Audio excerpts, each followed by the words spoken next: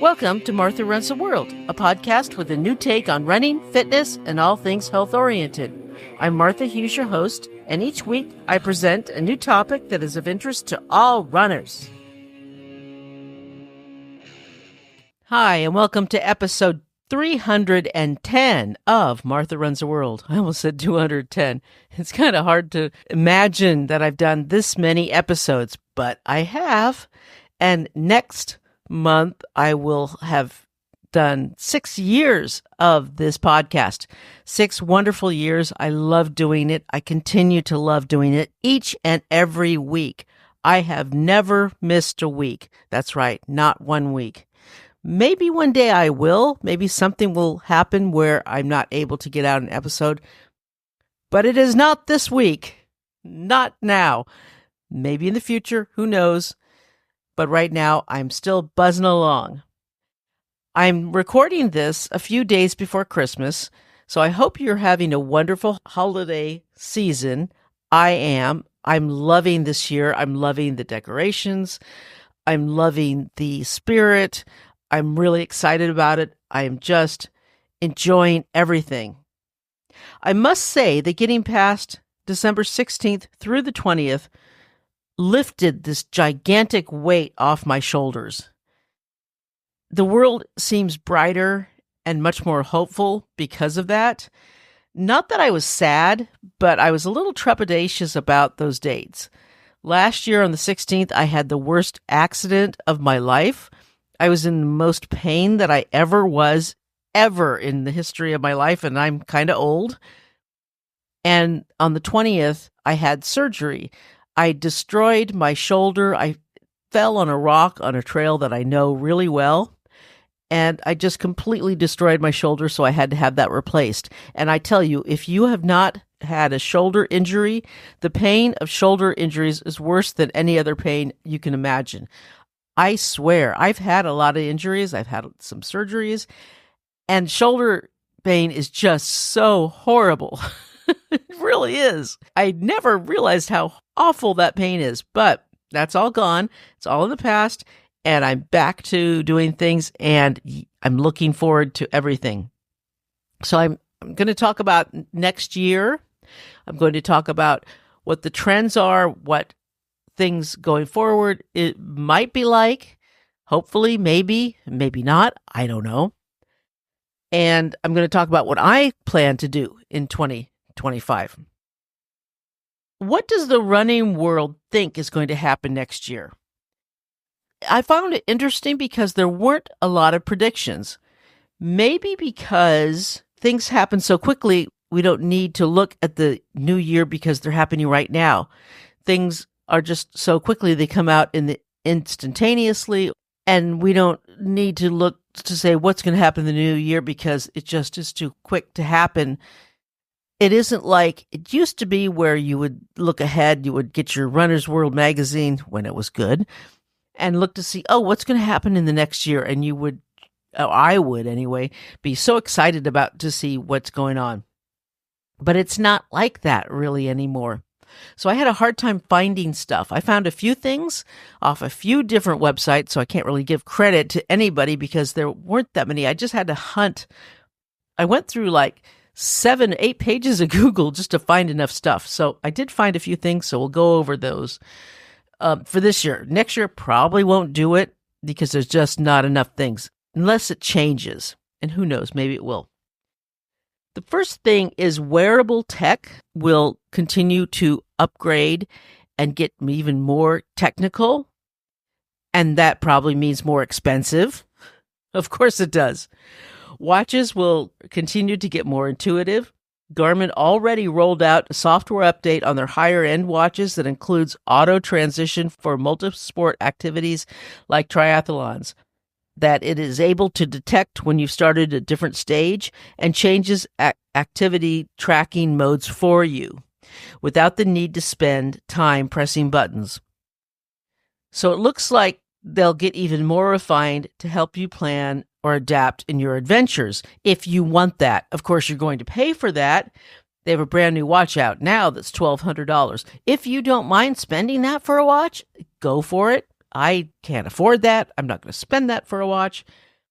So I guess for us, I would rather just click the buttons myself.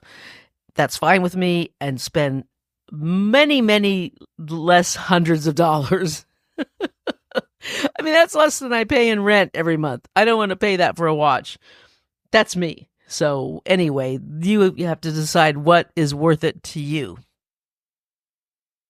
We'll train our minds as well as our bodies. And this is really, really important. And this is a good thing. I think that runners are getting more interested in whole body health rather than just running.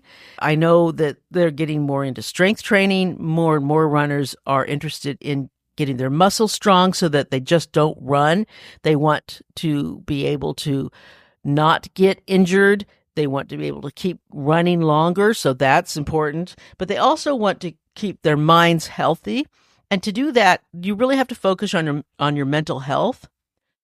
Now, Garmin, again, announced a new meditation mode that helps you measure your breathing to help you relax and de-stress. And Spotify, the music app or the music website as well, which I have, and I love Spotify, has a lot of great choices for guided meditation if you're interested. I listen to a guided meditation channel that I love on Spotify. I listen to it. I try to listen to it every night before I go to bed. He has, and I'll put his name up on the website. Jason Stevenson has really, really good guided meditations. They're about 30 minutes long, so it's like the perfect length if you want to listen to it before you go to bed. I will have a link for him on the website. Mental health experts are seeing more and more people, even runners, take time out for walks. A short walk where just being outside, not worrying about your time or distance, and just going out for a mile or two just to help your mind unwind and get in tune with nature can do wonders. And this is totally stress-free. You don't even have to bring your watch. Just go out. No music. Just go out in nature and listen to the sounds of the birds and listen to your feet either crunch in the snow or crinkle the leaves. We don't have snow where I live, so just go out and even if it's in the rain, hear the raindrops, just something to get you out away from the stress. And running can be stressful, especially if you're training for something that you want to hit at a particular time. This is the time to unwind from the stress. I've also seen more runners go hiking and backpacking and climbing and cycling and those kind of things. It helps to go do another sport that has nothing to do with the sport that you do. Go out for hiking, go camping for a weekend where you're not going to do any running at all. Go hiking with a non-running friend. That is a nice activity to do.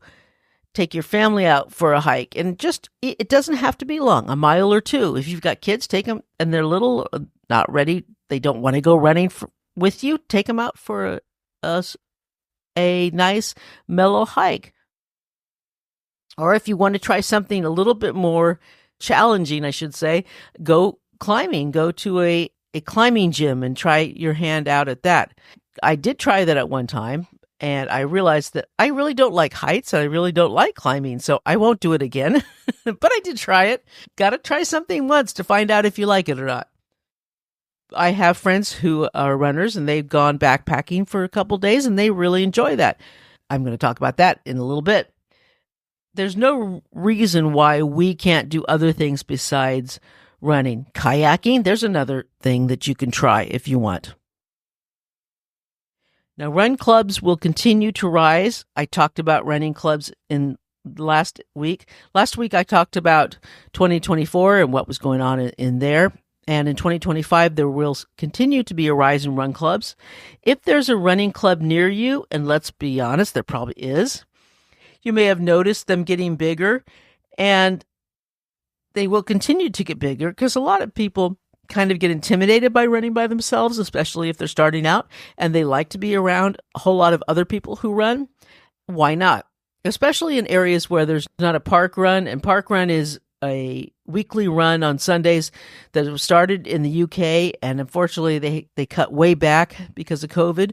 We used to have one in San Francisco. They stopped doing it. We don't have it anymore. I kind of wish we had it because I would like to join it one week to see what it's like. But we don't have it. They do still have one Palo Alto, I believe, is where it is in the Bay Area, but unfortunately they don't have it here. So if they don't have one like that, then you can join a running club if you're fast enough. Unfortunately, the ones in San Francisco are only for fast people. There are no running clubs for slow people. So you have to realize, is it the right running club for you? According to Strava, in 2024, there was a 59% increase in running clubs. So I would think that that would continue to get even bigger in the new year. Now, trail running shoes, this is what the experts, quote unquote, say. Trail running shoes will be supersized. Okay.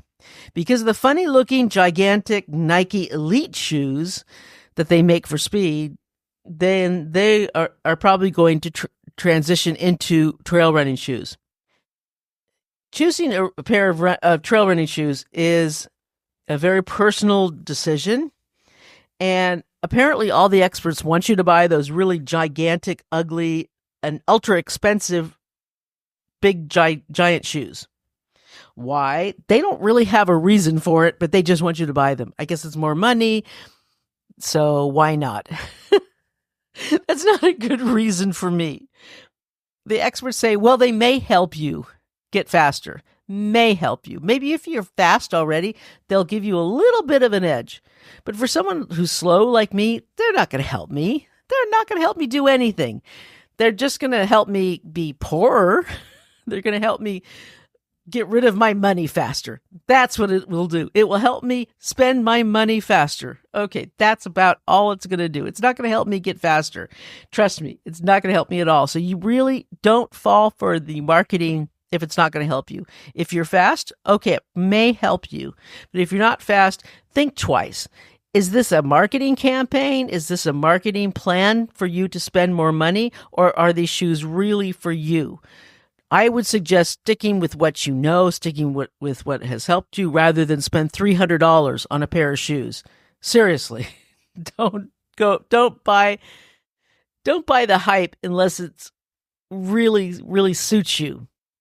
I really don't like all that hype on big expensive shoes.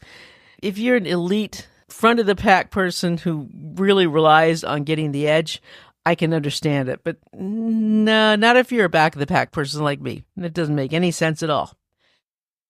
But the biggest thing that people were wondering about in 2025 was the new, latest, and fastest Boston Marathon qualifying times.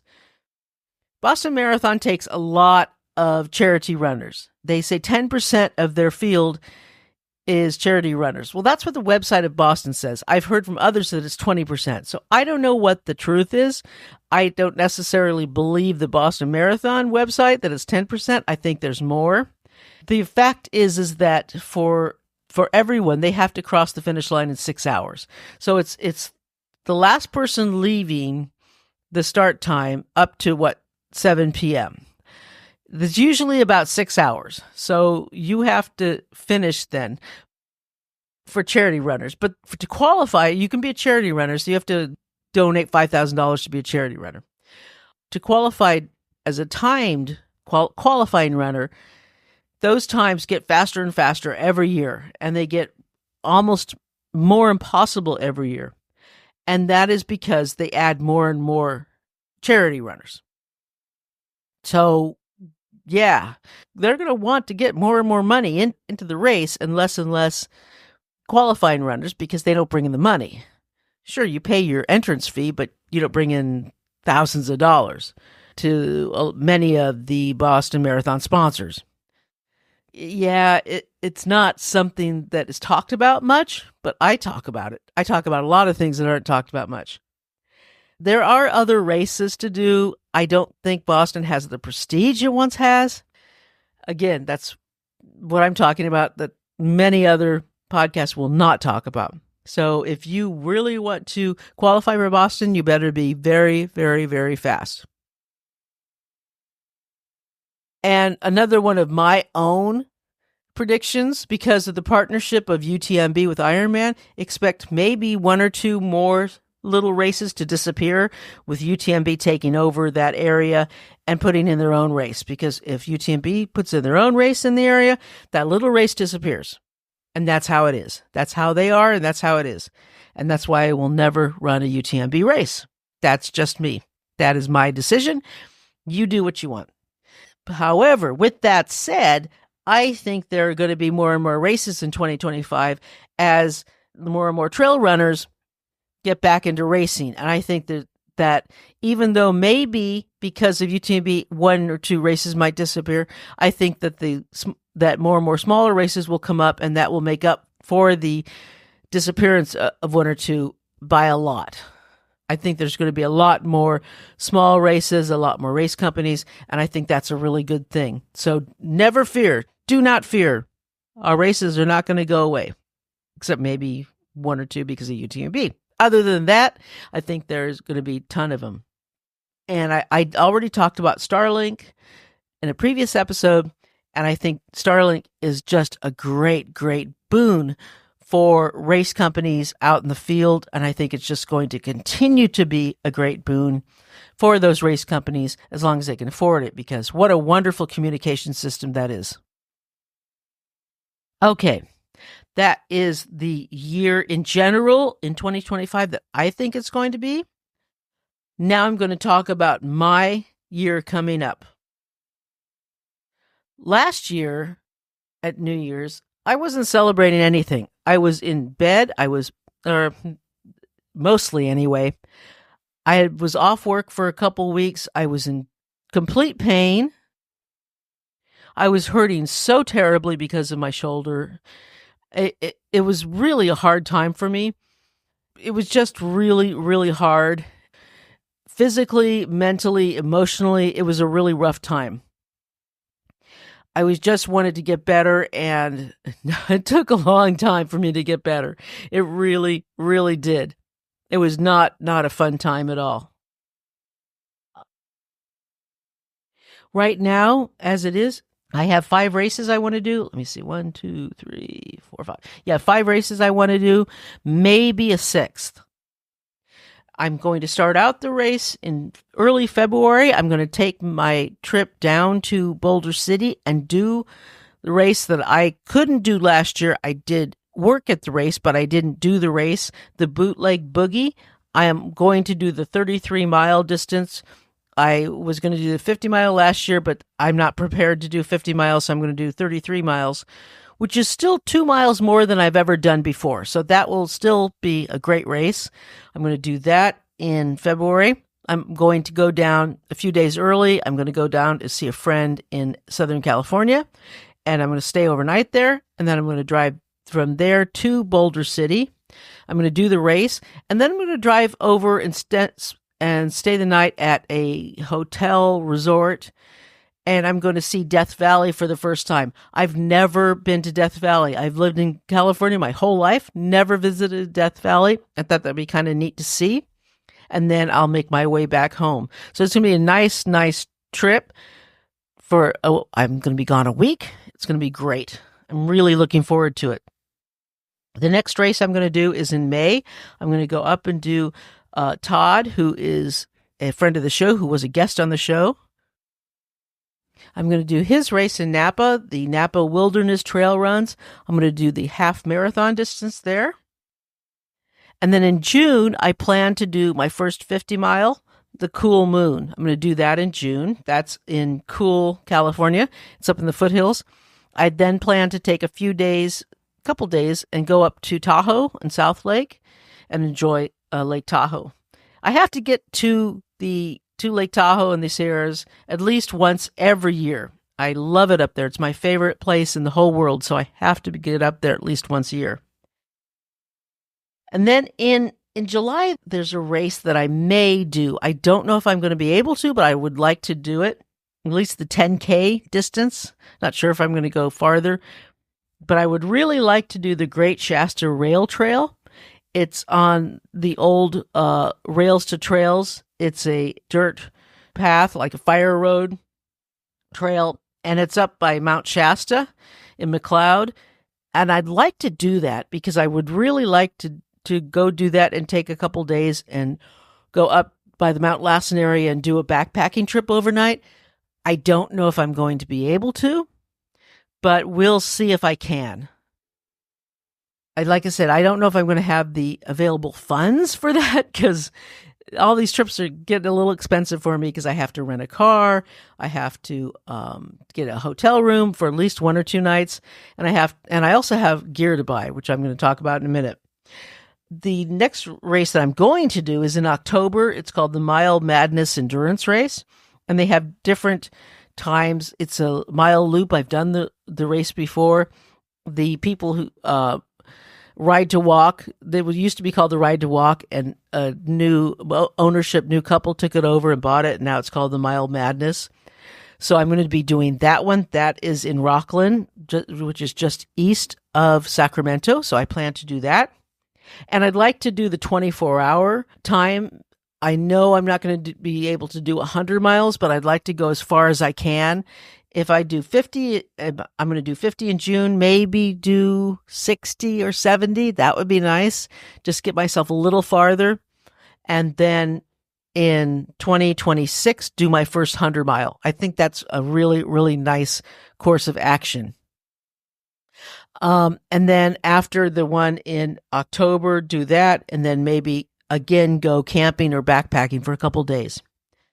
And then, of course, on Thanksgiving, I'm going to do a 5-mile turkey trot. I want to do the 5 mile. I did the 3 mile this year. I would really like to do 5 miles, but again, we'll see. They're so fast, and the people doing the 5 mile are so speedy. I don't know if I can do that. We shall see. I also don't know if a friend of mine is going to be out here doing the Golden Gate Half Marathon in November. If she is, I'll do that with her. But if not, I will skip it. But those are the races that I'm going to do. We'll see if I'm going to do them. I want to focus on my running. I want to get my running down better in 2025. 2024 was about starting running again, getting back into it, which I have. And now it's time to get it better and more honed and more quality. I also want to keep losing weight. It's hard to lose weight over Thanksgiving and Christmas. I haven't gained any weight. I haven't lost any. I'm kind of at a plateau. So let me lose some. Now all the festivities are over. I want to keep doing that. That will be good to do. I talked about doing other things besides running. Me, myself, I'm going to try different activities besides running. In my youth, I did backpack. I went on a few backpacking trips in my 20s. Before I started running, and then after I started running, I used to backpack. The longest I went was like for a week in the High Sierras. That was really fun. Really tough in those days because we didn't have the nice gear that we have now. So it was a lot harder, but I did it. And then I went on a few weekend trips as well. But I want to do some maybe 1 or 2 day short trips, but I need the gear. And I like lightweight gear, so I want to get as lightweight as I can. It's still comfortable, and that's expensive. That costs money. I know that I need to get a backpack, a down sleeping bag, and a tent, and a lightweight tent that's easy to put up. These are hard demands. I have the pad. I have a great pad that's lightweight, and I have everything else. I just need those 3 things, the 3 most expensive things I need. So I'll work on getting those, and hopefully by my first camping trip will probably be, if I go to the Shasta, will be July. And if not, I'll probably go out backpacking in August. And that's when I will need things. But I got some time to save up money and buy those things. But that is all that I want to do. That's all. I think that's enough. Oh, and I want to backpack in a few areas that I would like to go backpacking in is Point Reyes. Up by the Inverness area. I'd like to do it up there in the summer would be nice. And I'd also want to go up to Tahoe, Sierra Nevada area, and maybe Mount Lassen. If I do the Great Shasta Rail Trail, it would be up around Mount Lassen and go in that area, because that would be really fantastic to spend some time up there. But that is it. That is all for me today. So I really, really wish you a wonderful, happy new year. And I hope that 2025 is just amazing for you, not only in your running, but in your entire life. I hope you, your family, and your friends have a wonderful 2025. And I look forward to making lots of episodes for you in this podcast. I look forward to maybe seeing you at some races and seeing you on the trail and the road. And thank you so much for being just the best audience I could ever ask for. Thank you so much for listening. It means everything to me. Everything. And until next week, let's tie up our shoelaces and go for a run.